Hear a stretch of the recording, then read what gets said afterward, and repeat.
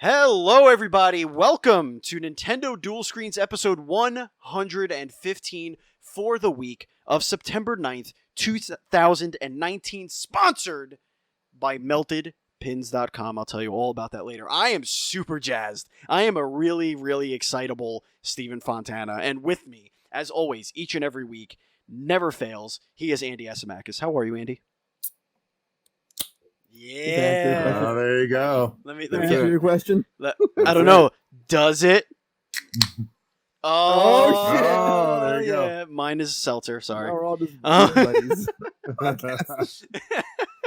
Well, I'm glad you're here, Andy, and I am super jazzed to have John with us. John, thank you so much for joining us. Very exciting. Thank you for having me. I appreciate it. Absolutely. Honor's all mine. We actually met John. It was actually by happenstance. It was not a booked appointment, if I remember correctly, Right. Andy. We walked by, and yeah. it was, gotta play the fuck out of that game. We saw it. We were like, huh, that looks like something we played as children. And then the more we saw it, the more we were completely blown away by everything. And then we sat down. You happened to be there. We did a little video interview, which is on our YouTube channel if anybody wants to see it. And I mean, Sydney Hunter essentially won our game of the show. It was our favorite game of 2019 at PAX East 2019. So we were literally counting down the days that we can get you on this show when you were closer to release. It was driving us nuts, waiting. But our listeners, you out there, you have heard us talk about this show. This game, on this show. So you know our hype level on this. But for those of you that are new to the Nintendo Dual Screens podcast, just like John is, this is an interview show where Andy and I bring on an industry guest to talk about the indies and Nintendo's past, present, and future. Nintendo Dual Screens posts each and every Monday for your listening pleasure on your podcast service of choice, including YouTube, iHeartRadio, and Spotify. And of course, you can find all of our stuff on duelscreens.com. That's DUEL screens.com. Please consider leaving us a review on Apple Podcast if you listen on that device. It helps get the show in front of more eyeballs, and we would be greatly appreciative if you do that. And earballs. Yes, and your earballs. You can also support us on Patreon by going to patreon.com/NDS podcast, just like our Patreon producer, the demigod himself, Alex Gonzalez. Thank you so much, Alex.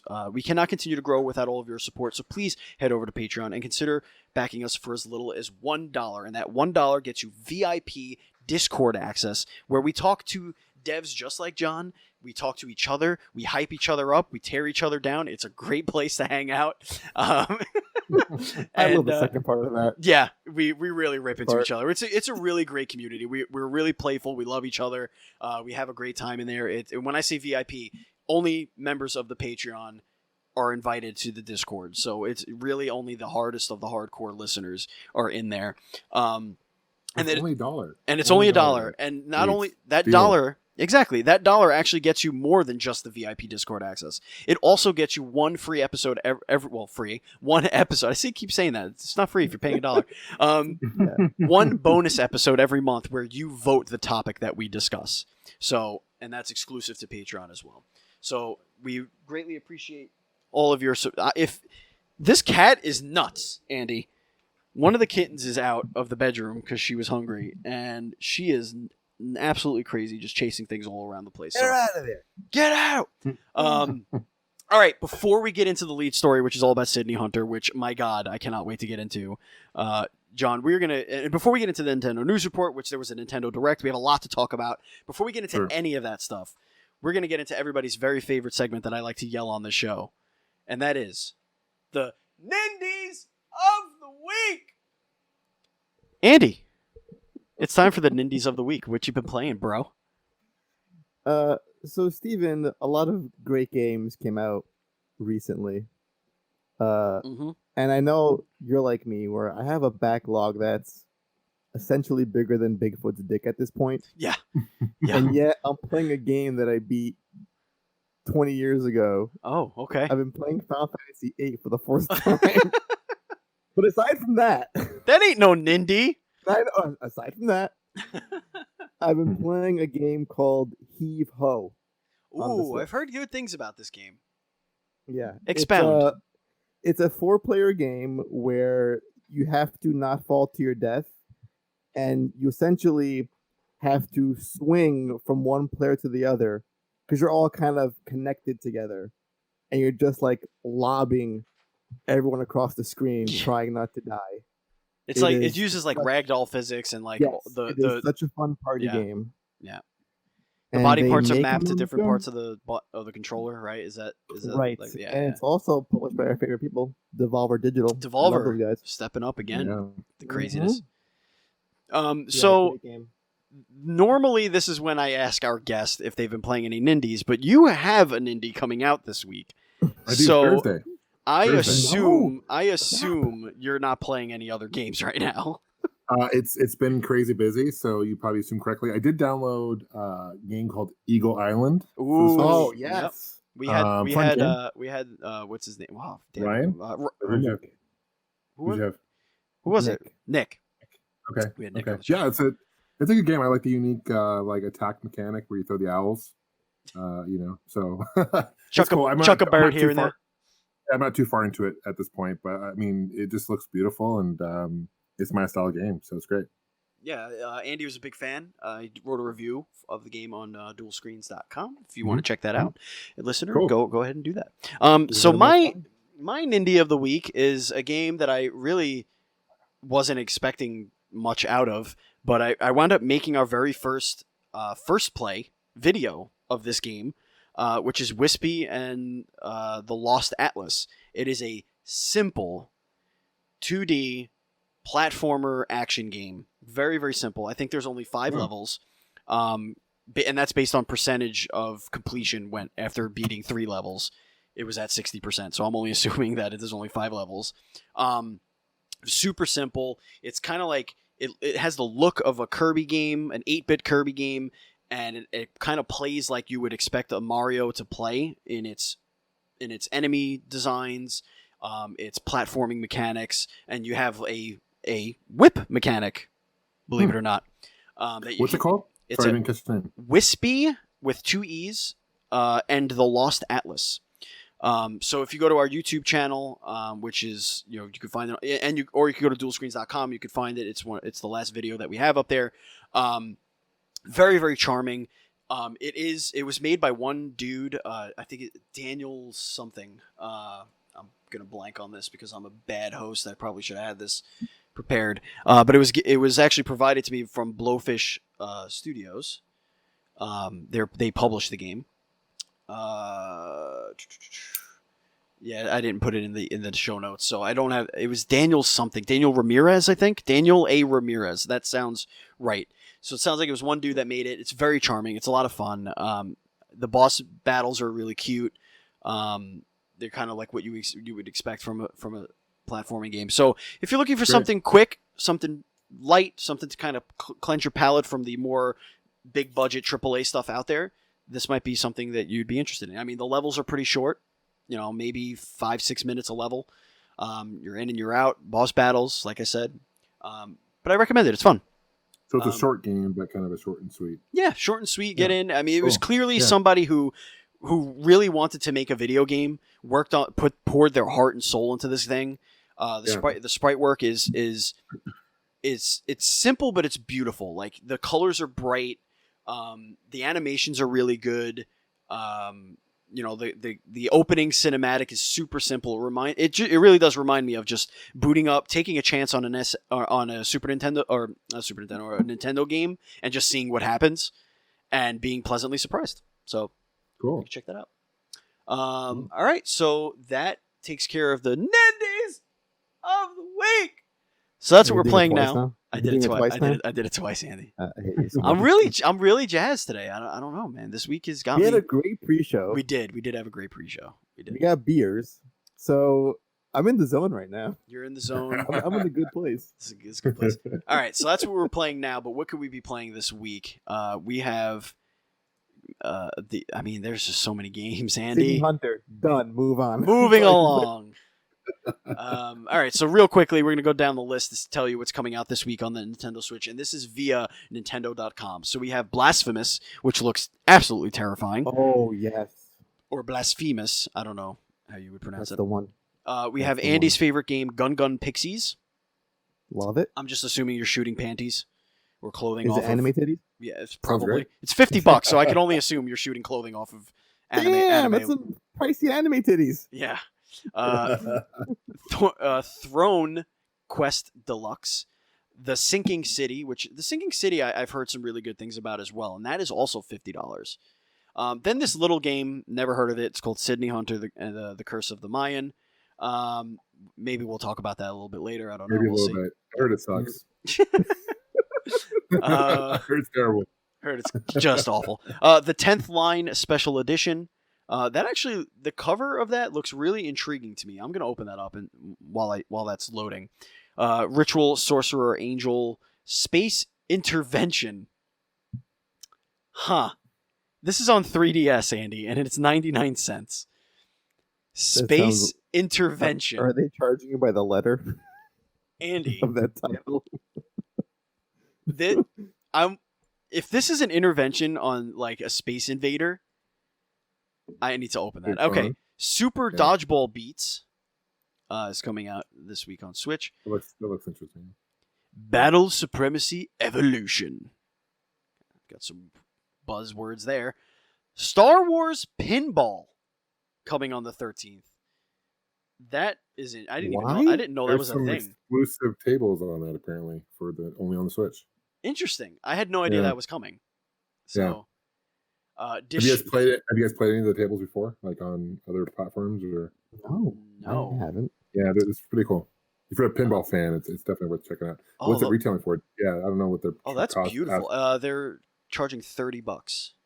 It's actually beautiful. But no, it's good. I mean, it's a really cool. It's cool. If you're a Star Wars fan like pinball, I recommend checking it out. Andy, John, I regret to inform you that Space Intervention is literally a Space Invaders clone. Oh, it is in 3D. No. No. It's not even in 3D? No. Oh, shit. Well. I mean, maybe the 3DS has a little 3D Steven, thing. Silver lining. Yeah. I think we found our next big game idea. We'll make our own Space Intervention game. There you go. We should make... never mind. All right, moving along. What do we got here? I want to take a look. Okay, this is it's a card battle. Is it a card battle RPG? What is this? This is weird. This is intriguing, Andy. This the 10th Line special edition. You might want to check that out. That looks really intriguing. It looks like a tactical RPG with like some sort of card mechanic. Maybe. I don't know. That looks interesting. Yeah, I might be into that. I might have to write to them and be like, hey, we have the best Nintendo podcast, especially when it comes to Nindies.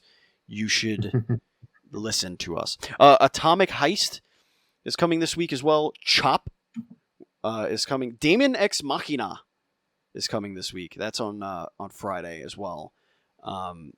Looks way better than it did in the first demo, I'll tell you that. I have not played the demo, unfortunately. The new demo. Andy, did you at all? Oh, I didn't. Okay. Is it better? I've heard it's way better. Okay.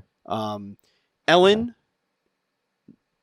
Yeah, that's the game. Like based on the talk show host? I don't know. And Rest in Pieces is the final game coming out this week. So a nice hefty list, but one of those games on that list is coming out on Thursday, and that is Sydney Hunter and the Curse of the Mayan. Now, let me tell you, ladies and gentlemen, I'm not going to do the elevator pitch description of the game because John does it perfectly. But I will tell you this. Without you even knowing about this game, trust us.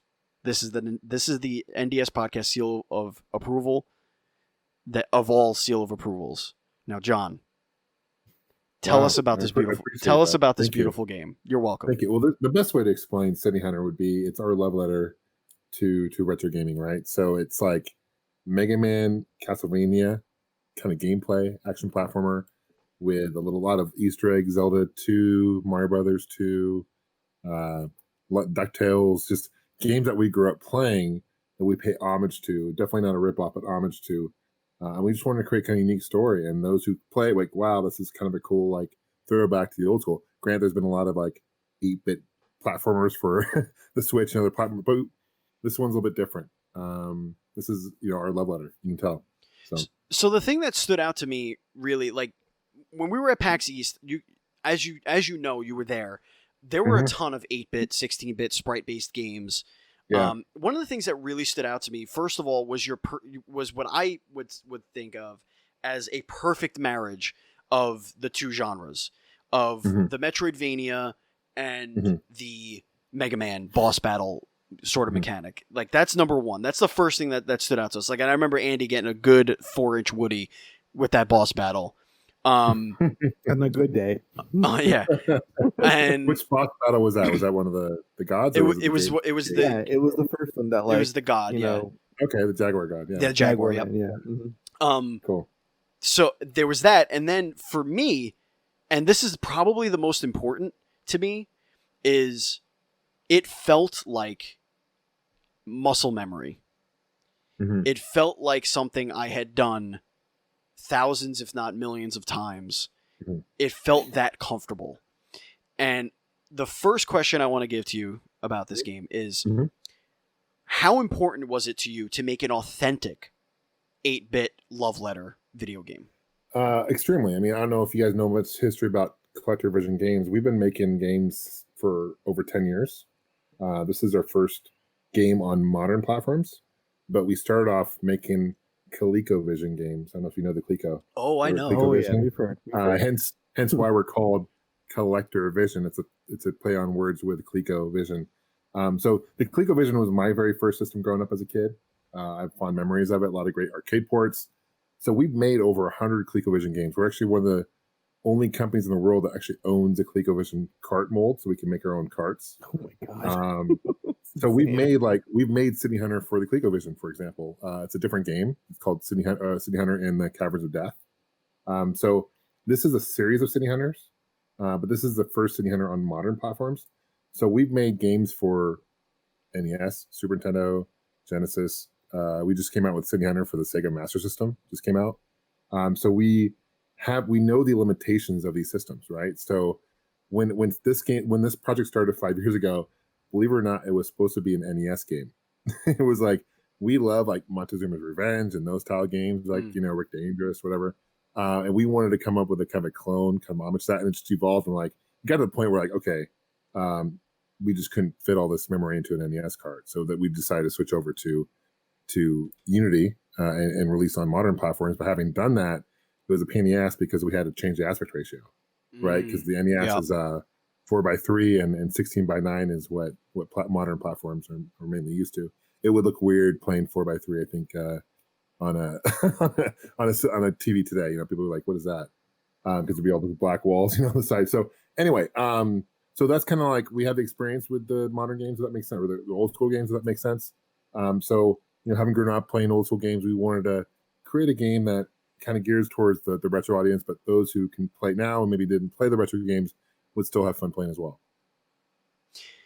Yeah, it honestly, it takes you by surprise when you find games that tickle that source memory for you. And it's almost like, it almost has a little bit of an imposter thing going on, where you're like, you feel like you've done this before. Like, you feel like you know this character, you know this world, you know what's kind of happening, but then you kind of flip it all on its head by mixing these couple of genres here. So tell us a little bit about the marriage of these genres. What were the challenges when you were trying to do something like that? Why did you choose to do that? Was it just, I love these games, let's make one that's both of them? Yeah. Again, it would kind of evolve. The reason this project took a long time to create is because I think a lot of indie games, we should have done this, is we would come up with a story first, right? Sure. Where we kind of did it along the way, and we're like, hey, let's add this, let's do this and that. And that kind of delayed things, to be honest. Right. This game, I don't know if you're aware, but you can actually play this game using the NES controller. So we programmed it in a way where you can actually use like the simple A/B button, so like you're playing on the NES. Oh. And I don't think many indie games do that, to my recollection. Like, not even the Messenger you can play on using an NES controller. We tried. Like, doesn't Nintendo like kind of not want any other games except for their NES Online to actually be able to use that controller? They never said anything to us about it. Interesting. And yeah, and so it's on the, even on the eShop, it even says it, like you can put compatible with the. That's And fantastic. the only thing they came back us, we called it something different. And like, no, this is the actual technical term. It's called the NES controller, or whatever. Because I don't know, we said something different, and they, no, this is what it's called. So, yeah. Now let me ask you this. Yes. Is it? I mean, I don't see why it wouldn't be, but is it compatible with the 8-bit DOE NES controller? It would be. Yeah. Yeah. Cool. Yeah, I don't know would if it be. has like a different input or something like that. I don't know how that works. Yeah. That sounds like science stuff. I'm not good at that kind of thing. Yeah. I haven't tried it with that, but I'm sure it would be. So Indeed. So Andy, you have gone a little bit more hands-on since PAX East on this video game. Yeah. What questions you got? I know you got some questions. Well, like, first of all, I just want to say how it's, like you were saying, Steven, it feels like this game could have been on a Nintendo. It feels like a lost part of my childhood where it's a game that I missed out on years ago, and then here it is in full glory. And it's like, why didn't I play this game when I was a kid? I wasn't there. It wasn't available back then. right. Now, you were saying how there was, NES limitations and you had to move to Unity to kind of get this game running. Did you feel at any point, okay, now that we're kind of like uncaged now, can we give this more bells and whistles? Or you just say, you know what, this has to be an 8-bit title? Well, yeah, I mean, color wise, it probably wouldn't work on the NES, to be quite honest. And there's some, you probably notice, like when you kill enemies, there's a particle blast that none of that would actually work on the NES. So there are some things that we've kind of beefed up the game, but for the most part, the music's all done in Family Tracker, right? So we try to stay as true as we could, but yeah, there's some things that we kind of extended a little bit. And I think that's what sets it apart from a lot of indie games that use sprites and retro pixels, where you can tell that it's, it has that aesthetic, but there's a lot of modern trappings to it. Like Messenger, you can tell that it still has like more modern gameplay, and there's more than 2 buttons to play the game itself. But this is a straightforward, it's like A and B essentially, and your little item button. Yeah, it's like an old school game, more or less. So how we got it to work on the NES controller, I mean, there are more buttons. There's, for example, the Y button, you can use your, the items and whatnot. You can map your own buttons too in this game. So if you go to the option menu, you can change the button layout to how you prefer it. But what we did, so in order to use item, you can also hit up and attack at the same time, and that will use your item. That's so Castlevania. That's very Castlevania of you. Yeah. Which, by the way, you had it mapped in the way that makes me angry and yell at my life, because it was you had B and A, but it should be like X and B, because X is like where the B button is. Right. That's how it actually. You're right. So normally it's B and Y, like Y. Right. Attack. Yeah. Oh yeah. And it should be Y that. And I don't know why when we uploaded it, like that's how it actually plays. Like on my dev kit, that's how it plays. But if you go into it, you can actually go to the map, like mapping, and go back, and it'll actually play normal for you. Oh yeah, I did. The first thing I did, I was like, let me see what these buttons are. And I was it's like this Nintendo Online. I was like, why are these games have these crappy? I can't. When I'm trying to run, I'm jumping. It's like, no, stop it. I mean, even the Nintendo Classic, or not the Classic, the Nintendo Online stuff. Those games play with the weird button map. Yeah, because they map it to actual B and A. Right. But they're not in the same positions that they were back then. Exactly. It's so weird. It does. Yeah. So John, I have a question for you. Sure. So you're working on this game for a long time, and then let's go back to 2017, where this tweet went out from you guys, where you got official approval, from Nintendo to actually be Switch developers. Yeah. What was that like for you guys? Amazing. And it took a year for Nintendo to even get back to us. Like we're in the dark for a year. God. It took a year. I remember reached out to them and applying online, and I got an email saying, okay, thanks for your email submission, whatever, we'll get back to you. And nothing. And I tried tweeting them. I tried sending messages, and I finally got an email saying, congratulations, you got approved for the Switch. I was like, holy shit. So that was super exciting. I mean, obviously super stoked, and I think this game is a good fit for the platform. And I guess relieved too at that point, after a year goes by and you're wondering, we're still making this thing. And they're like, when do you want it, when is it planning on coming out? And that's a really hard question to answer when you're working on a game, because there's always things that could come up that delays, which in this case it did, development. But I'm glad it's finally coming out. Is that like an industry norm, like in your little indie, like even other indie games that you know or speak to? Is it usually that long of a wait for approval, or is it just you think it is hard? I mean, they're even in the process, and not to talk down to Nintendo, because of course not. But like I never, even to the process, we never talked to a live person. Oh wow! So it's all done through email, and even the email that you send out, it's all someone different who gets back to you. So there's not that relationship you can form with anyone, which is unfortunate. But again, I'm very thankful to Nintendo for being on the platform. So if someone's from Nintendo's listening, I appreciate you guys. But no, I mean it is that is a challenge because you don't form that relationship. I'm sure if we're to the point where we're like Yacht Club Games or someone, I'm sure we can get phone calls back, but we're not that point. Well, when this game hits and you can afford to buy your first and second yachts, they'll come a knocking. Let me tell you, Listen, Nintendo will come a knocking. It's a proven fact. No, I appreciate it.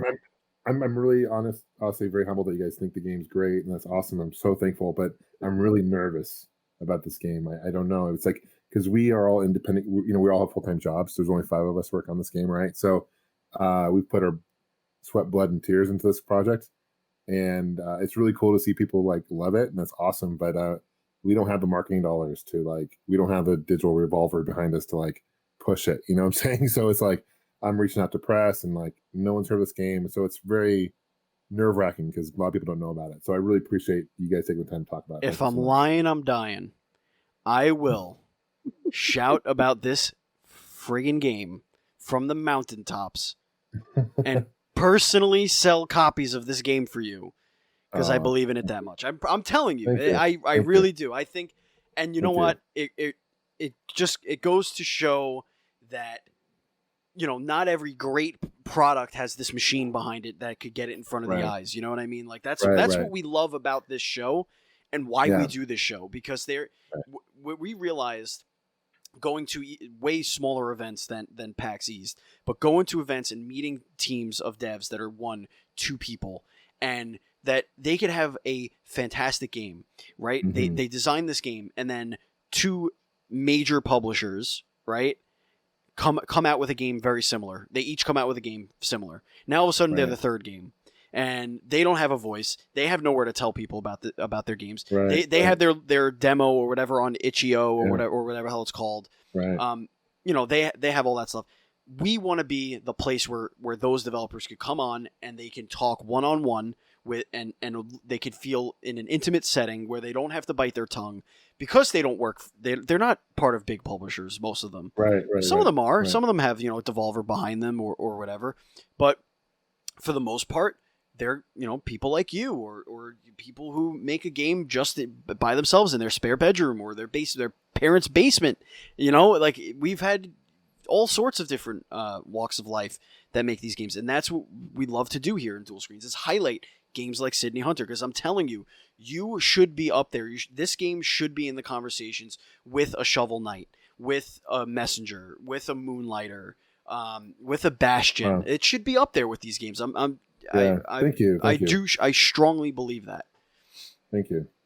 It means a lot. It really does. Yeah. All right, now I'm gonna get off my knees now. Okay, now you're gonna get the hardball questions. Finally, polyps up there while you were.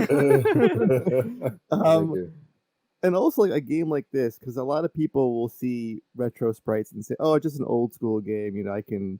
It's like a dime a dozen nowadays, and it's not going to go away. Kind of retro graphics making a comeback, but I feel this game, more importantly, is it's a lesson to the games we grew up with. It's not just borrowing the look. It's the feel of it. It's the detail. It's what games were back then. It's what made the industry thrive. It's a great game because it really exemplifies what the Nintendo era did so well with games like Castlevania and Mega Man. That's what we were shooting for when we created this game. So I appreciate it. I'm glad you see that. So thank you. Absolutely. I mean, we're not old fogies. I mean, we're not. We're kind of getting there. I'm pushing 40. So, okay. Yeah, we're around the same age. Yeah, for sure. Yeah. It was interesting when at PAX East, like the industry's kind of going towards or is in the middle of this retro renaissance, as what I like to call it. And I just did an interview on the website with James Deegan from Megacat Studios, which do very those guys, they know you. Yeah, they're very similar to what we do. They do the old school. Yeah, that's homebrew as well. Yeah, homebrew. Yeah. We love James. He spoke very highly of you.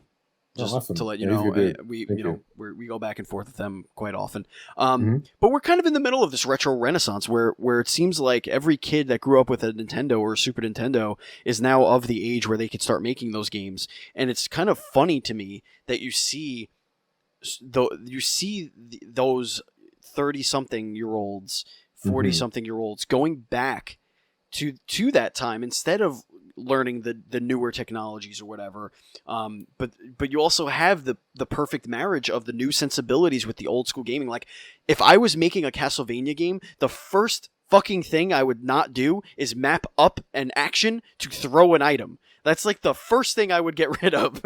And yes, you would. Yes, you would. Yeah, I would. But you come in here and yes, that's an option. It's whatever. blasphemy otherwise. Right. But you come in and and other devs like you, and you take what we remember, and you make the improvements that you would have wanted as a kid, Yeah. And but go ahead. Sorry. No, I was just gonna say, like, when we went from the NES to the Super Nintendo, we had 4 more buttons. Right. Like, that was mind blowing to me as a kid. Like, oh my god, do you imagine the shit you can do? And then the Nintendo 64 came out, and I was like, oh my god, there's 412 buttons. And there's this little wiggly stick, and like it just kept snowballing from there. So, talk a little bit about the marriage of the old school and new school sensibilities when you were designing City Hunter. Get a little. I want to hear like the nitty gritty here. There's a lot of Easter eggs in the game that you'll see, and Andy, I don't know if you spotted any that you've played or seen you spot. Okay, what have you spotted? Well, so far, of course, there's that Konami pause sound effect, which is amazing. There's a Zelda 2 reference, the falling into the pit. The falling, the lava. Yeah. Those are the 2 that really stuck out so far to me. Okay. Did you see the bomb? When you lay a bomb? Oh, which one's that one? So if you get a bomb and you lay a bomb, it says it's a sprite from Mario 2. But in Mario in Mario 2 it says bomb. We change it to boom. We change it slightly. So that's the bomb effect. It has the bomb effect. Yeah, the bomb effect when it blows up, it says it's kind of comic, boom. Right. From Mario 2. That's clever. I didn't catch that. There's a lot of Easter eggs. That's really good. There's an Easter egg in the game that we have. When you get gems, there's a little point value each gem you get. So there's a point in the game. I won't spoil where it's at, but I'll tell you that it's in the game somewhere. When you get 7 in a row, there's 7 gems in a row, and when you get the point values are 8, 6, 7, 5, 3, 0, 9 in a row. That's fantastic. Jenny, I got your number. Yeah. So little subtle things that we've added in the game like that. There's actually a hidden room, and I'm curious if you guys will ever find it because it's actually a glitch we kept in the game intentionally. Because the glitch, it's the only way. It's a timing thing. You can get in this room, and there's a hidden character in this room, but also has our initials, the developers and people who worked on this game in that room. But it's really hard to get to. Yeah, I love shit like that. Yeah. Games don't do that anymore. It's true. Yeah, they stop being like clever in that way. Right. Like in this age where you can data mine a game to hell when it first comes out, it's hard to sneak in little fun things like secrets that you can't really, that you wouldn't know about unless you actually play the game and explore every single nook and cranny of every pixel. Doesn't Rockstar kind of do that in their games? Like they like to put a lot of weird Easter eggs, don't they? And Ubisoft likes to put. Oh no, you know what Naughty Dog does? They like to put little Easter eggs like that harken back to like Crash Bandicoot and like Uncharted games and stuff like that. And wasn't there was also a Last of Us Easter egg in Uncharted 4 or something like that, if I remember. It was the same bar I saw recently. That the bar that Joel goes to is also in Uncharted 4. Well, there was also a newspaper that you pick up in Uncharted 4 that has the news of an outbreak due to like a fungus. It was like a fungal outbreak. Did you notice that one? Like he picks up if you pick up a newspaper and you look at the cover, or it's like a page of it ripped out and like pegged on a wall somewhere. I forget exactly where it is, but they mention a fungal outbreak somewhere. But anyway, that's not a fun Easter egg, but that's Easter egg nonetheless.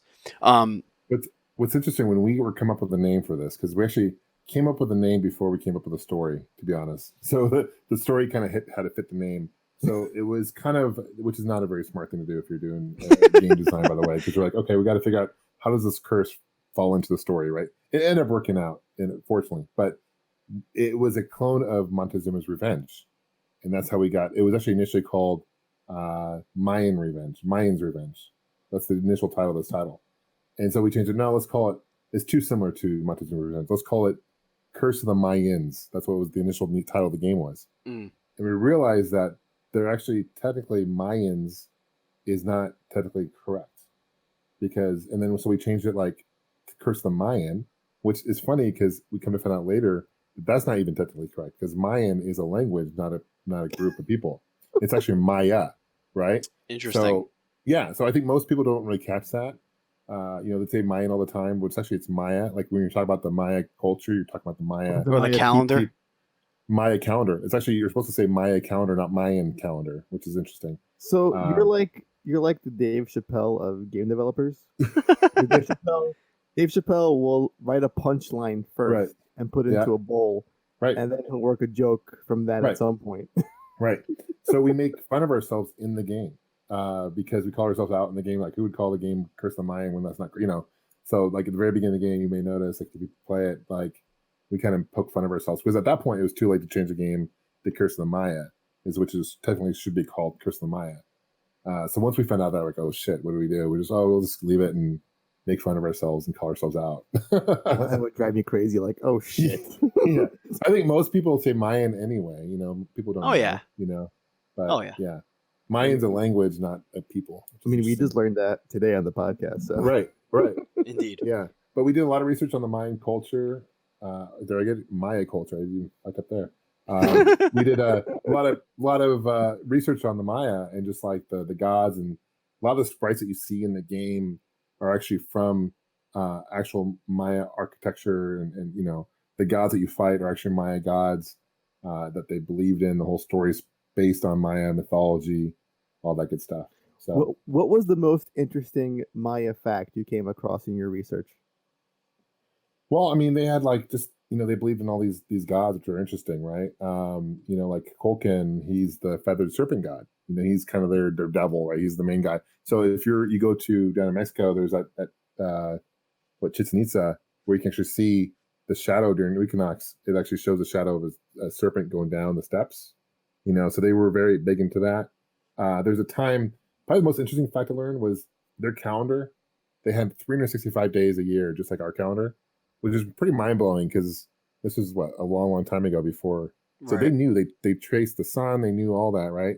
So they knew how many times the sun, they figured that they knew the earth was round, which is crazy, right? I mean, they're very smart. But the last 5 days of the calendar, because it was like each month was 20 days. So it was kind of an odd number of days. So they had like these 5 last days of the calendar, Mayan calendar. I don't mean to give you a lecture of my history. No, I'm very fascinated by this stuff. So the last 5 days of the year are called what they call the Wayhab. Okay, so it's to the Maya back in the day. They believe that these last 5 days of the year, they're not really in a calendar year, but they're still part of the year. It's very unlucky, and they believe that the gods can basically cause shit and raise harm and all that. And that's kind of where this game takes place, is when Sidney Hunter goes and to this temple he comes to in the day of Wayhab. So there's a lot of unrest, and so that's kind of where the story comes into play.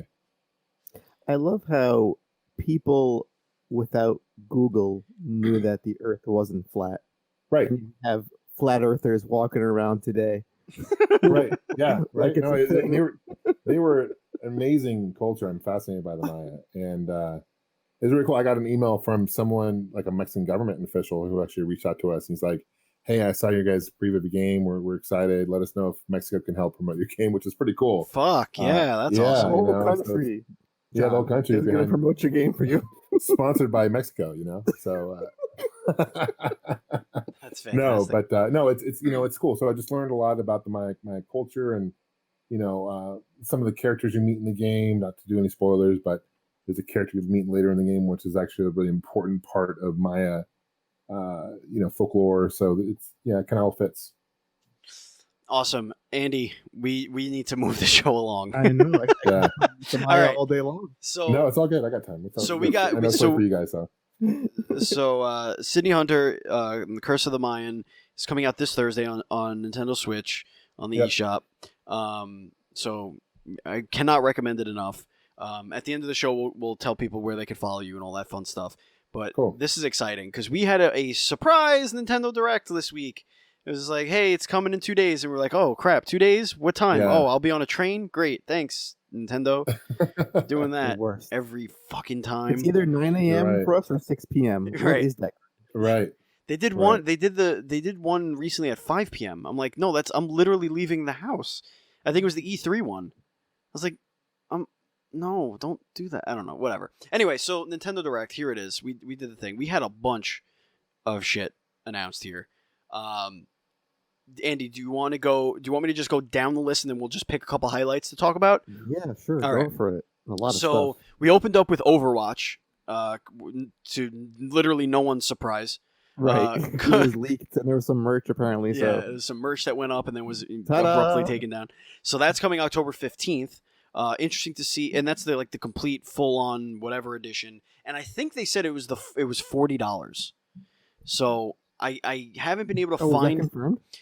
I can't confirm it. I heard on various other outlets that it was confirmed, but I have not verified it with my own eyes from Nintendo or Blizzard. So we have that. We got more details on Luigi's Mansion 3, which is, of course, coming on Halloween. There's a 4v4 mode, which I'm sure is going to run like garbage. Especially online. I'm just sure that's going to be a disaster. But it's 4 Luigis versus 4 Gooigis. And It looks like fun. Yeah, it looks like fun. Hang on, got a cough coming. Excuse me, no cough button here on Nintendo Dual Screens. You gotta add that. Yeah, right. Make it a Patreon goal. Then we got a sneaky release of Super Kirby Clash, and it is a free to start mobile game on the Switch. Andy, Kirby's tell me Monster your Hunter thoughts. Deluxe. Oh, I love it for the wrong reasons, and I hate it for the right reasons. It's a Kirby game, sort of. It's Kirby Light. Sure. You're playing as one of 4 Kirby, the sword power, hammer power, a mage, which I don't think that's a thing because you can heal and stuff. That was never. I mean, there was a Kirby wizard, and there's another one I forget because I'm basically the hammer guy or the sword because you're doing the most damage, and you accept quests to fight giant Kirby enemies, and you get crystals and shards, and you can then turn that into the shop for better weapons. Right. But there's really gross microtransaction shit in there, like, Oh yeah. oh hey, you want to buy more gem apples to buy that new sword? Go to the eShop and get a bundle for like $10. Is there energy? Yes, it's called Vigor. Fuck And them. if you burn your Vigor, you gotta wait till the time replenishes. Fuck them. I'm sorry. I love And Nintendo, I- but stop this shit. I can really see them going down a really dirty path of adding rolls, which is Kirby powers, for like $5.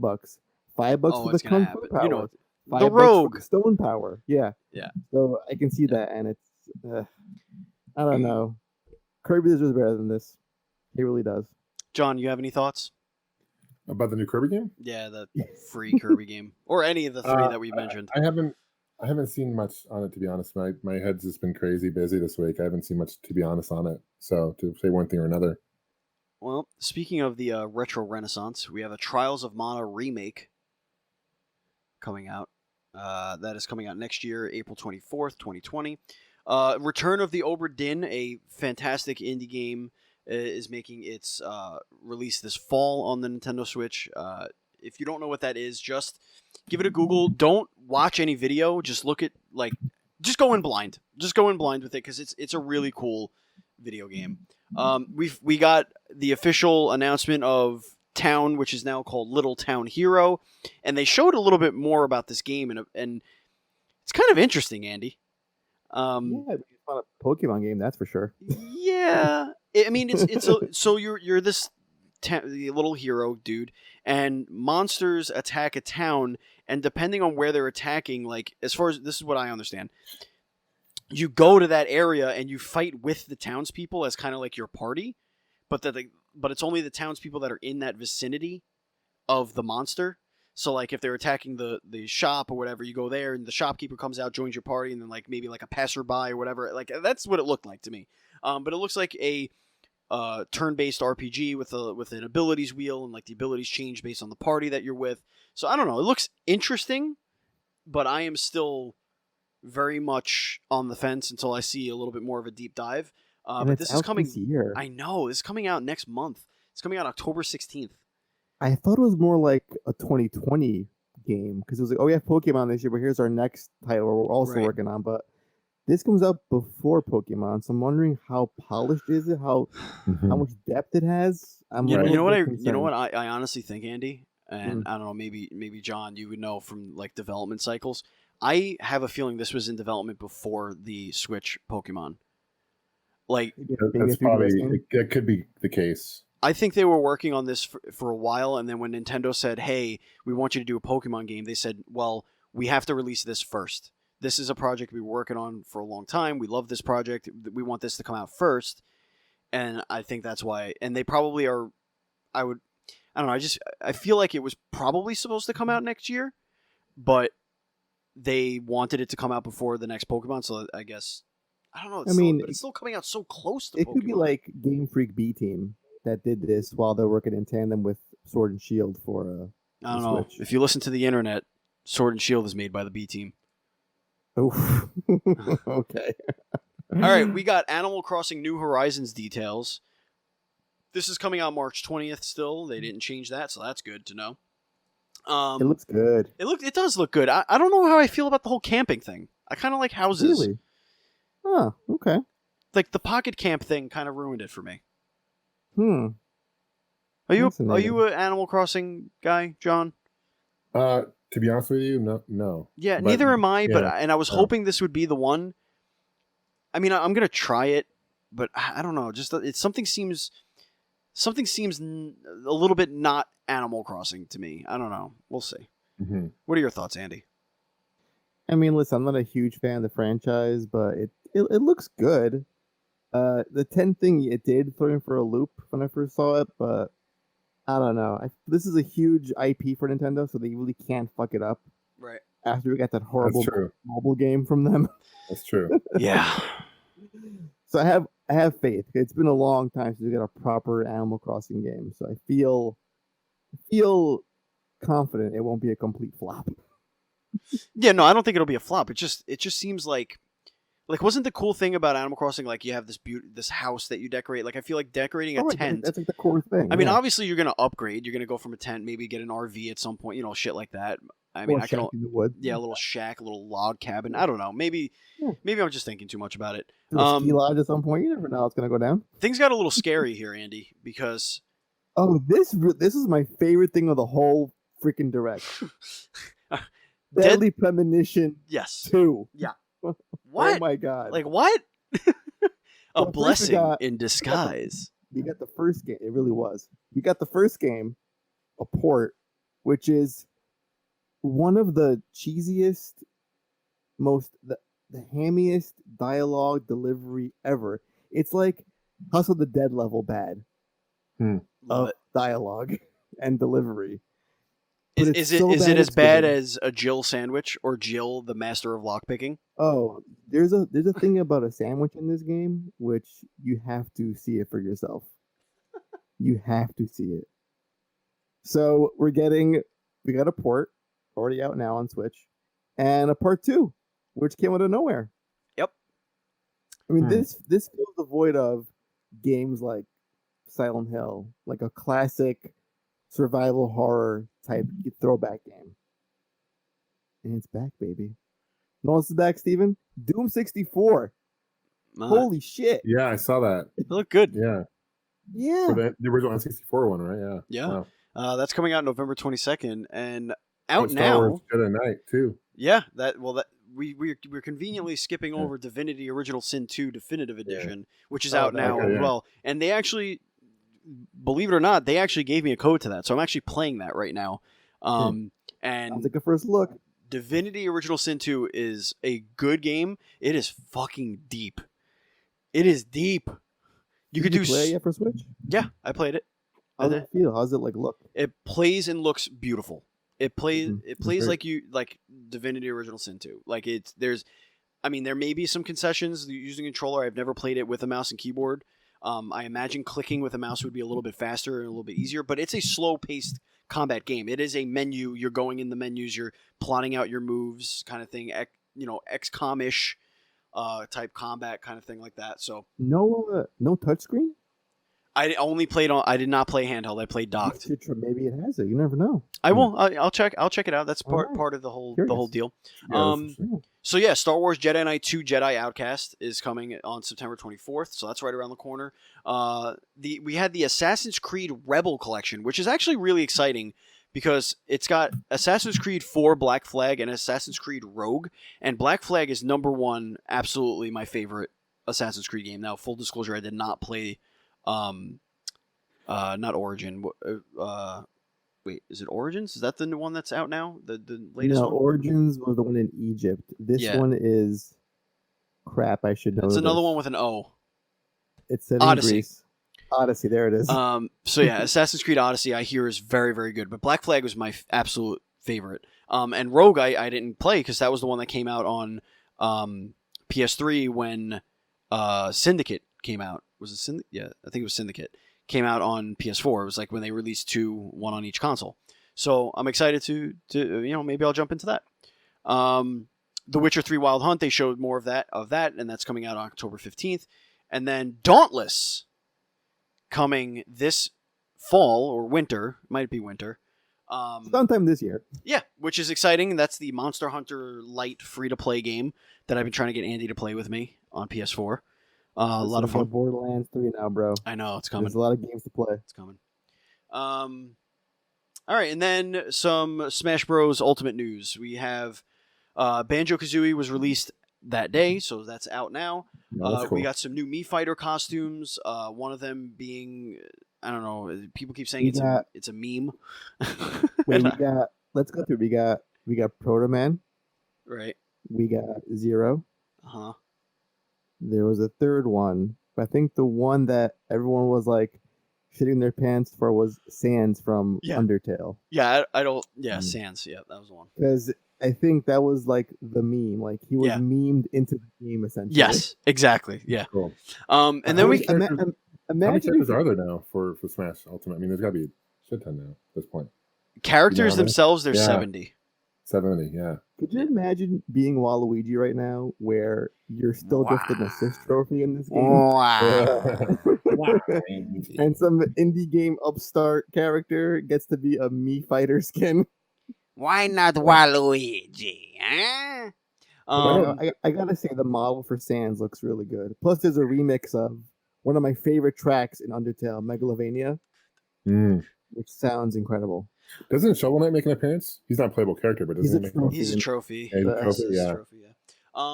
So then we got a new fighter announcement. We got in probably the absolute best opening video or like teaser video or whatever the hell you want to call it, introduction video. Awesome. It was all in the 16-bit art style.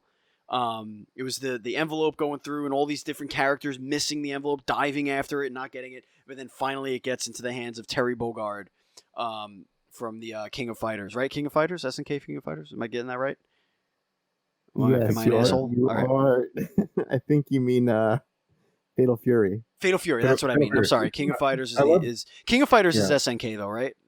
I get them confused too. Don't worry about it. Yeah, I like the preview video they did for it though with the old SNK. It was beautiful. Super cool. Well done. Yeah, it was awesome. There's nothing that really dates you when you see reaction on the internet of people saying, "Who the fuck is Terry Bogard?" Right. And I'm like, Are you kidding me right now? I used to always think he was a pizza delivery boy.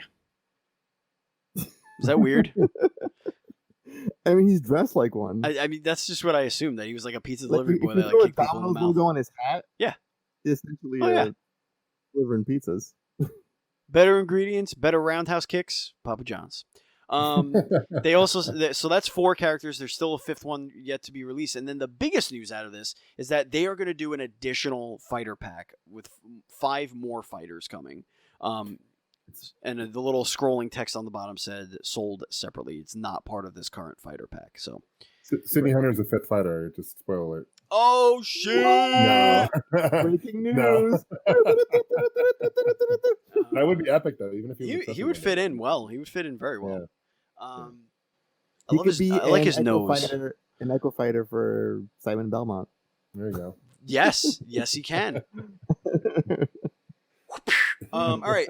So That was a lot. That's a lot of news. That's the news. That was a lot. In 40 minutes, it jammed a lot of crap into that direct. Yeah. But we have 2 gems that one I believe is real news. And so I'm gonna start with that one. Nintendo filed a patent for their bendable Joy-Con controllers. So they have a hinge built in so that they bend back at like a 45-degree angle. I don't know if you saw this, John, but I'm going to put it in the chat, the link in the chat. Yeah, that's interesting. Because it's really interesting because it looks like a way more comfortable way to play the game. But the biggest thing that I'm excited about is I wonder, based on the sketch, the Switch actual model looks a little different to me. It looks like it has less of a bezel. I'm wondering if this could be a Switch Pro Joy-Con type situation. I think it's the artist is having some wishful thinking on their part. Yeah, well, I'm not saying like the tablet itself is Switch Pro, but I'm saying like, why would you redesign the Joy-Con if not for a complete overhaul of the Switch? You know, Are you guys getting the you could. Switch Lite? What's that? Are you guys planning on getting the Switch Lite when it comes out? No, I'm not. Yeah. I was thinking about it, but because you can't just trade the saves back and forth, or like pick up your game on one and then transfer the save over the cloud, download it, whatever, and just move. I primarily play handheld on mine anyway, but when I do capture stuff, I'm gonna want to be able to take the games on the go. So, sure. That's why I haven't. But if you haven't seen this patent, Polygon has an article about it.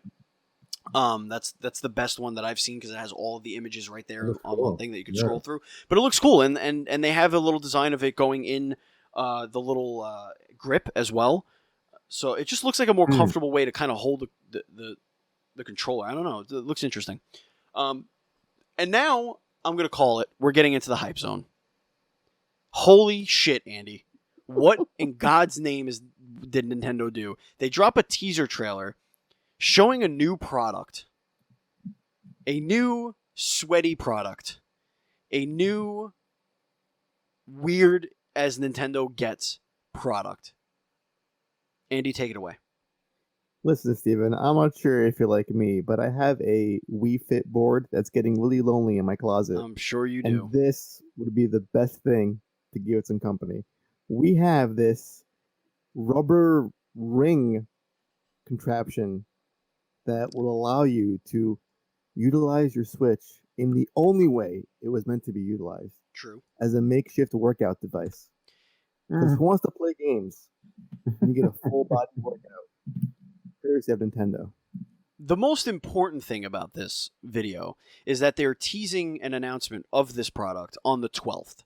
So we're going to know more about this very soon, folks. So keep your ears to the ground and keep yourselves tuned in to Nintendo Dual Screens and DualScreens.com because this is going to be life-changing.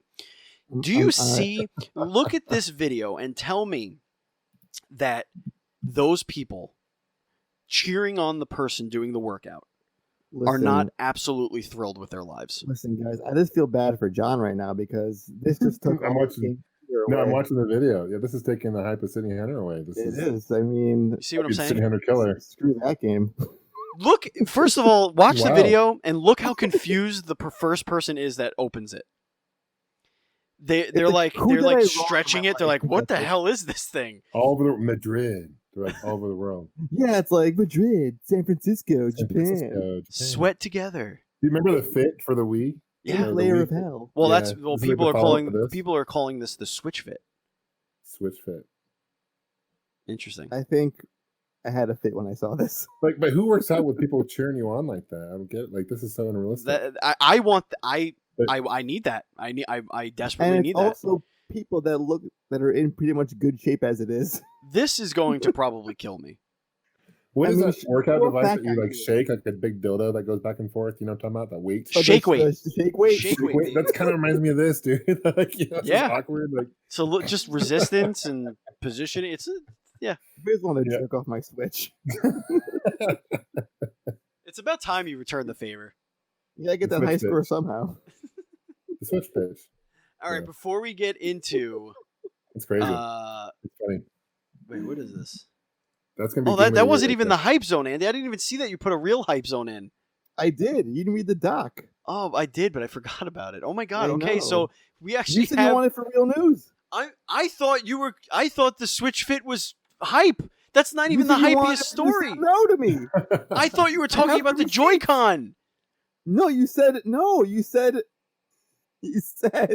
you wanted this for real news. I meant the Joy-Con. I said rubber ring thing.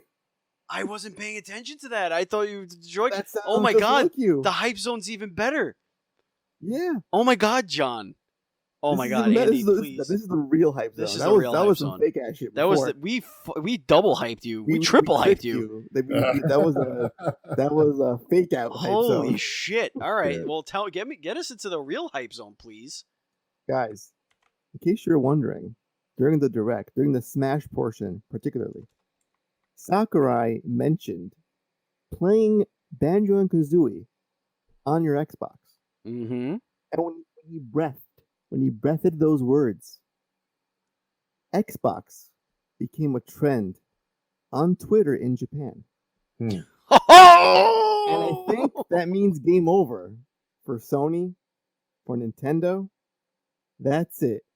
I can see now This is happening. Microsoft doubling their monthly sales of 5 units in Japan to 10. It's gonna happen, guys. It's gonna It's happen. gonna happen. The Xbox One might- X might last week. Last year? I don't know. Recently sold 36. Wow. So Staggering numbers. they might break triple digits in one of these Might weeks. break 100. You never know. Yeah. Huh.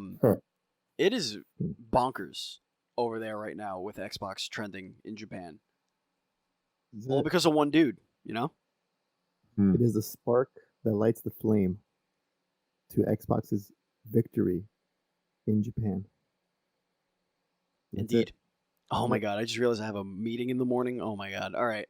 Like- Before we get into the Retro Game Club, which is everybody's favorite segment, unless of course Andy you want to skip it, but I don't know if you're prepared.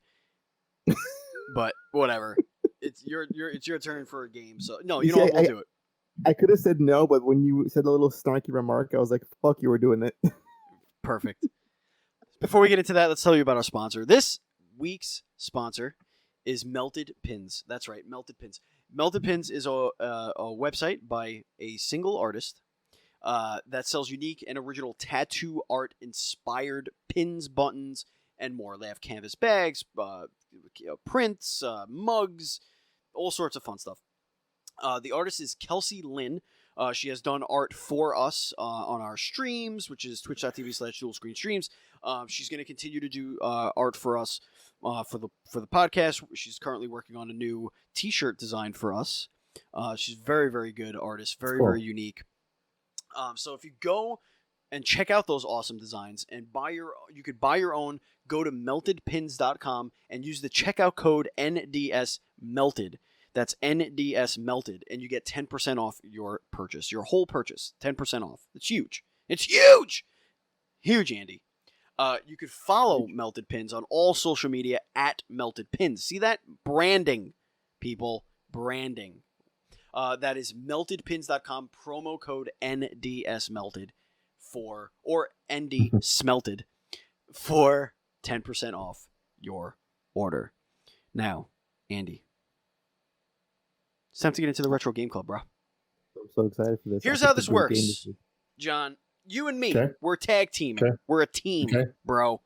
We're going to Okay. try and guess the retro game that Andy is going to tell us. It is not Nintendo published, or it could be, but a retro game that appeared on a Nintendo console from the GameCube and back. GameCube back. Got it. Okay?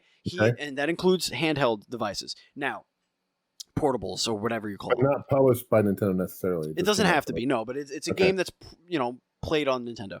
Now, Andy's going to give us a clue, and then we could deliberate and try and see if we can guess the game. We get 3 total guesses, so we could deliberate with each other. But when we lock in an answer, if it's wrong, we move on to the next clue, and we have only 2 guesses left after that. If we want to ask a yes or no question, like maybe we're on the scent, and we want to clarify something, we would be like, you know what? Let's see if it was this. We could ask a yes or no question, but we forfeit one of our guesses. The quicker we get it, the more points I get. All right, I'm down 42-25. All right, it's a fucking bloodbath, John. It's a fucking. Do we get hints like genre or no? So nothing? The hints get more and more obvious. So he's going to give us a clue. The first clue is worth 10 points. The second clue is worth 9 points, and so on and so forth until I can't get any points, which I've done twice this season. All right, Andy, hit us up with our first clue. Here we go. This game is a single player and multiplayer action platform run and gun. Whoa, that's a lot of genres. A lot of stuff. So say that one more time. It's an action platform run and gun. Single or multiplayer action platforming run and gun game. So we're thinking like a Contra. Okay. Yeah, I was going to say Contra, but that's probably too obvious. It might be a little too obvious, yes. But it's multiplayer. It is single or multiplayer. It could be like Super C. It could be something a little bit more, or Contra 4. Or it could be Sunset Riders. Sunset Riders. Oh, that's a great game. Sunset Riders. That is a great game. Interesting. Good stuff, Jack. Good stuff. So I like where your head's at. So why would he specifically say single player or multiplayer? Do you think multiplayer might?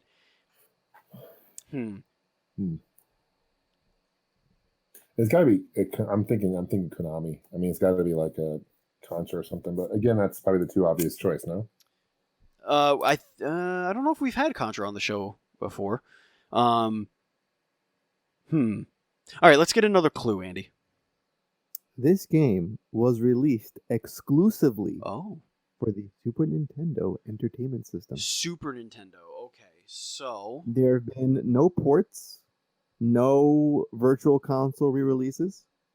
Wow. It was only ever on the Super Nintendo. Interesting. Yes. It lived and died on the SNES. I wonder if that's Super C come out for the Genesis? No. No, I don't Super think C was an NES game. game. Yeah, that was. Super C. No, I'm sorry. What was the Contra 3? Contra 3. Contra 3. Contra 3 had to have been in a collection or something. Yeah, it was just in a collection, right? It was for the Switch. Yeah, and other consoles too. Yeah, multi-platform. Yeah.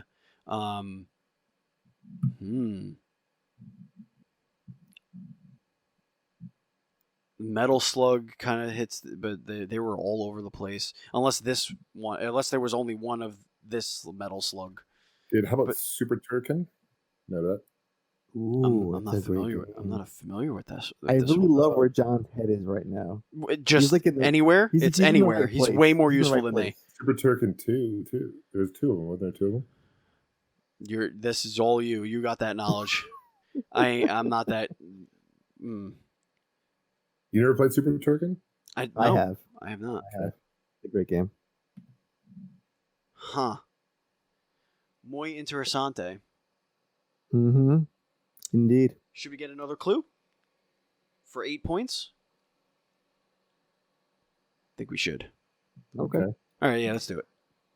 This game was supposed to be published by Nintendo as a first-party exclusive. But ultimately, those duties fell on Konami. Oh, shnikes.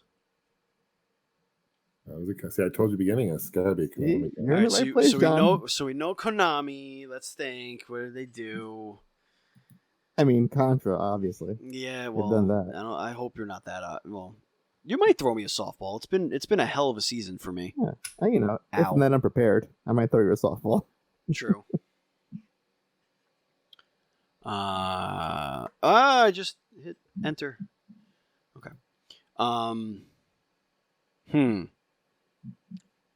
So I feel like you would know the Konami games way better than I would. Me? Yeah. Oh, there's a ton. That was in the fighting games back in the day, right? I mean, that's Yeah. Konami. Somebody's yelling at their screen right now. Is that how the theme went? Konami. Yum. By Menon. Konami. Konami. I kind of want to ask it if it had a Konami code. Oh. Sure. If you want to ask that question, you can totally do that if you want. I don't know if that would help because a lot of games had Konami codes. I know, but not all of their games did. But if the answer is no, it could weed some out. Right. That's true. Is that a yes or no question? No. Let's not get stupid. Okay. I'm just clarifying. You mentioned it. It's not get stupid.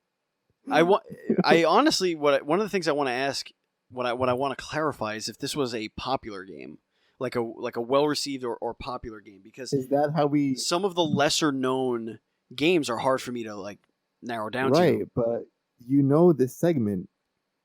You know how we do things here. Yeah. It's meant to fuck the other one up. I know. Fuck them over. But yeah, I generally pick games that are well received and have a following of sorts. And are not total garbage. Well, I did do Bubsy that one time, but that's because I hated you. Bubsy. And Yonoid, because I was mad at you for some reason that week. Like, it wouldn't be... Like, Konami did a lot of licensed games in... Specifically the Super Nintendo, I think. I'm pretty sure it was them. It was like them or LJN. They all made the licensed games. And Acclaim, I guess, made some of them too. Right. So like I'm trying I don't think Nintendo would want to publish a licensed game, so it's got to be one of their original IP.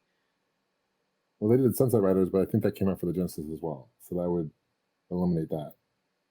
Because this is exclusive only on it, right? Mm-hmm. Yeah, it was only ever Super Nintendo. Based on arcade, I guess. Based on an arcade, I guess that would narrow it down. Is that a yes or no question? Oh, I'll leave it to Steven to answer. I don't take his question. All right, if you're taking too long, bros, I'm going to the next clue. Wait. I have a yes or no question. Yeah, sure, go ahead. Is it part of a series? Oh, I have to verify this. I think the answer is no. Let me double check. No, it's not. It's a one-off. The one and done game. One and done. I had one game on the SNES. It was very well received. Got critical acclaim. A lot of great scores here I'm seeing on the old wiki. All right, going to the next clue. Yes, give us our next clue. The team that made this game was comprised almost entirely of the same folks who developed Zombies Ate My Neighbors.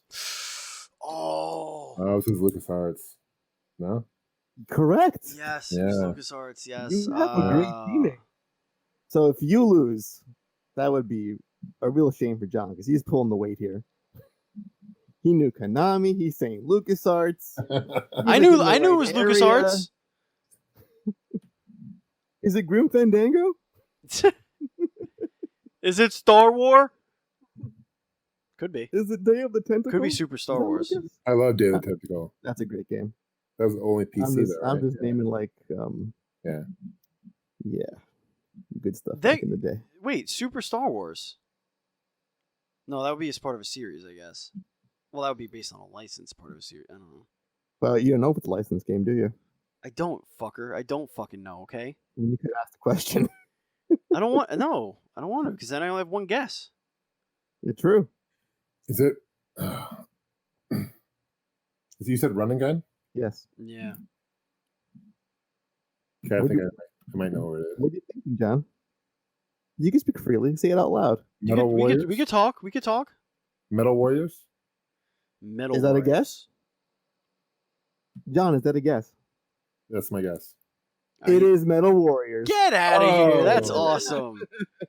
Nice. I don't know anything about Metal Warriors. I told you had a really good teammate. He did you right. Oh, Kind of obscure. Yeah, obscure. Yeah, it didn't come out. That's a Yeah. great wait a game. minute. I've seen this cover before. I'm sure you have. And it was only released here in the States, nowhere else. Weird. Yeah. I didn't know Yeah. that LucasArts had done that game though, but I just knew Konami had done it. Mm-hmm. Interesting. Oh, so they handed off publishing duties because they were balls deep in 3D shit. Right. For I guess the 64 I guess came out in Because 95. it was in didn't it? 95. So Yeah. it's like right on the 95. cusp of like N64 era for Nintendo. Is this game good? Oh, this game is great. It's a good game, yeah. This is an excellent fucking game. Interesting. Uh-huh. That looks good. Look at you. What was that? 7 points? No, it's 6. No. 10, 9, 8, 7. You gave 4 clues, 10, 9, didn't you? 8, 7, 6, 5, 4, 3, 2, 1. You gave 4 7 clues. points. Put them on the board. Put it on the board. All right, I'm Hey, only you get 10 away. points. At least get points. I'm only 10 away now. I'm only a perfect week away. I gotta hold Andy to 0, and then. Wow. Listen, you're not going to have John in your corner every single week. No, You're I'm fucked. not. Who do you have in your corner next week? Well, we'll get into that at the end of the show, I guess. Which Right. we're here. So We made it. The show's over, guys. let's do the housekeeping outro. Here it goes. Nintendo Cool. Dual Screens is part of the Proven Gamer Podcast Network, which includes Trophy Whores, a PlayStation podcast, Game Stuff, a general games discussion podcast, and PG Spoilers, our user-generated spoiler podcast all about the movies, television shows, video games you love. You can support Proven Gamer by going to provengamer.com. You can follow us on social media. We are at NDS Podcast. It's on Twitter and Instagram. I haven't used the Instagram in quite a while. Sorry about that. I am at Batchild27. Andy is at PantsGuy. And you could go join our Facebook group at facebook.com/groups/NDS Podcast. Now, John, where can everybody find you? My home address is I'm just joking. CollectorVision Games, right? So we're on CollectorVision.com, CollectorVision on both Facebook, Twitter, Instagram. I also have a YouTube channel for those who are interested. It's called Gamester81. I review old school gaming consoles and all that good stuff. So I hope to find you there. And also same thing, Gamester81 on Facebook, Twitter, Instagram. So that's where I'm at. Awesome. And again, folks, Sydney Hunter and the Curse of the Mayan coming out this Thursday on the Nintendo Switch platform. John, thank you so much for joining us, man. It was an absolute pleasure having you. It's been awesome. I'm sorry for keeping you guys up late. I know the time change. Appreciate the flexibility. Well worth I do it. want to send you guys right now, though. I've got a couple of things I want to send you guys. So I've got some copies of Sydney Hunter and the Caverns of Death for the Super Nintendo. You guys have Super Nintendo still? I do. Yes, I have we two. do. I have two. I I just found my box copies. full of consoles. So PM me a good mailing address for you guys. I'll send you just a couple copies. You Amazing. can have. Awesome. This is actually the sequel to Curse of the Mayan, just so you know. Oh, interesting. Okay. Yeah, and then what else? Oh, I want to give you a code, Steven. I also want to give you an extra code you can give away to one Oh of my your god! Look at that. All right. Oh. So, Cool. because John is so awesome, we are going to circumvent the fact that we dipped under our $200 Patreon goal. So you fuckers weren't supposed to get anything this week, but we're going to do it anyway because we love you. We love you, listeners, and John's been so gracious. So here's how you win, folks. This is how you do it. All you got to do is retweet and like this post on Twitter. We're gonna tweet this episode out Monday afternoon. That is the 9th. And all you have to do is find that and retweet it by the time we record the next episode, which is probably going to be, what, Andy, Thursday, Friday? I don't know. I think it's Thursday. Thursday. So like and retweet this by Thursday. All right, you jerks? And we love you. And speaking of Patreon, remember, you can support us at patreon.com/NDS podcast. And if you do, you get to listen to, if you support us at, I think it's the $10 tier, you get to listen to our pre and or post show every single week. It's goes into your ears every week. It's like an hour's worth of content every week. Extra stuff. It's what you get because we love you. And speaking of people we love Zazu Pitts of Sournote Productions for our theme song, 16-Bit Attack. We like Matt Murray of Game Stuff, and he's a contributing person to our website. We love you very much for our overlays on Twitch. Dan Colonna, Dinosaur Machines, Hit Button Gamings, and Dan O'Mac on Twitch. Thank you so much for our Nintendo Dual Screens podcast logo. And thank you, Andrew Douglas. You can follow him at Angimoto. He does like all of our shit. The cartoon versions of us, all that fun stuff. He's awesome. And that's going to do it. Andy, before we go, He is. what do you want to tell the kids?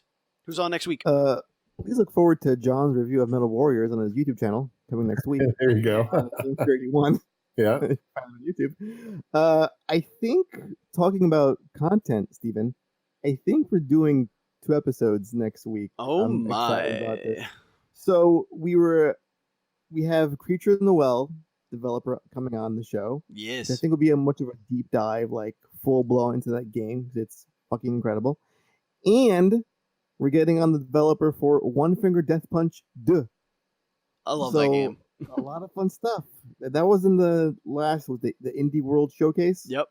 Yeah. Now it's coming in October for the Switch. So I've been playing that on Yeah. Steam. I did a couple of streams of that game. It's a lot of fun. yeah, great fun. All right, folks, that's it. This has been Nintendo Dual Screens episode 115 for the week of September 9th, 2019. One of my favorite shows we've ever done. Hands down. John, thank you again so much for joining us. We wish you nothing but You luck. rock. Thank you. Thank you. We hope Sydney Hunter just fucking just nails it. Just go crazy. Go ham. Good luck on everything. Andy, thank you for joining me. John, thank you for joining me. And as always, ladies and gentlemen, please be excellent to each other. Cheers.